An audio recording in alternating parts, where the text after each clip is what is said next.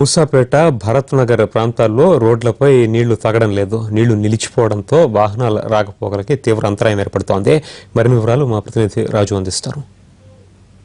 Moosapet metro railway station కు దగ్గరలో ఉన్నటువంటి ఈ గల్లీలో పరిస్థితి చాలా దారుణంగా ఉంది. ఏదైతే ఐడియల్ చెరువు నుంచి వస్తున్నటువంటి నీళ్ళన్నీ కూడా ఈ గల్లీ నుంచి మెయిన్ రోడ్ మీదకి వస్తున్నాయి. వై జంక్షన్ నుంచి ఎర్రగడ్డ వైపు మొత్తం కూడా వాటర్ వెళ్ళిపోతున్నటువంటి పరిస్థితి. ఎంత ఫ్లో ఆ లోపల నుంచి వస్తుందో మనకు స్పష్టంగా అర్థమవుతుంది. ఇక్కడ ఉన్నటువంటి పరిస్థితి చాలా దారుణంగా ఉందని చెప్పుకోవచ్చు.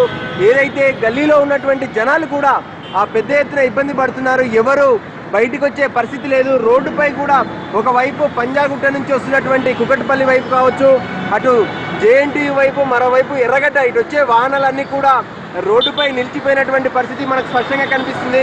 రోడ్డుపై నీరు ఏ మేర చేరుతుందో మనకు ఆ స్పష్టంగా అర్థమవుతున్నటువంటి పరిస్థితి. ఒకవైపు రోడ్డు కనుక పరిశీలిస్తే మొత్తం ట్రాఫిక్ మొత్తం కూడా జామ్ అయిపోయింది. ఎక్కడికక్కడ నిలిచిపోయాయి వాహనాలు.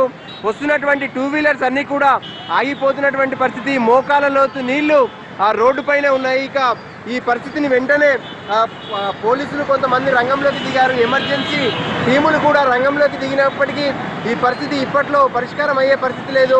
కిలోమీటర్ల మేర ట్రాఫిక్ జామ్ అయిపోయింది. ఇళ్లలోని జనం ఎవరు కూడా బయటకు వచ్చే పరిస్థితి లేదు. కెమెరా పర్సన్ సురేష్తో రాజు, ఎన్టీవీ.